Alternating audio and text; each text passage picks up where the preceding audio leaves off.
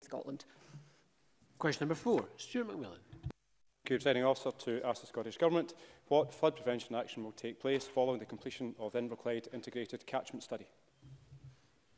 The integrated catchment study will provide detailed information regarding flooding mechanisms from overland flow, sewers and watercourses.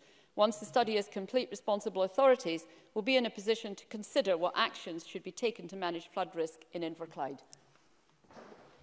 Stuart McMillan.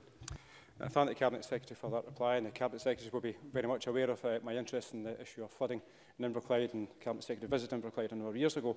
The study will be hugely beneficial for infrastructure planning in Inverclyde for many years to come, and it's important that the study is maintained for that going forward as well. But can the Cabinet Secretary, however, provide an update on the funding for flood prevention infrastructure that has been provided to Inverclyde Council since 2007, and also what has been requested from Inverclyde Council for the remainder of this parliamentary session? Cabinet Secretary. Well, I need to remind the Chamber of the way we do flood funding in Scotland. In 2016, we agreed a 10-year flood funding strategy with COSLA, which is funded from the local authority capital settlement and amounts to a minimum of £42 million per year. 80% of this annual funding supports delivery of the flood protection schemes identified in the flood risk strategies that were published by SEPA in 2015. 4 of these schemes are within Inverclyde, and the Council has received all the required funding from the Scottish Government to take forward these schemes.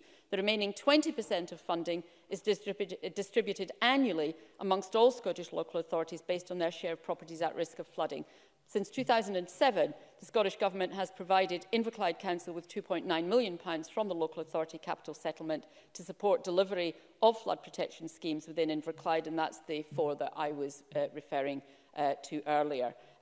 Future funding will depend on what schemes are taken forward and what priorities they are given.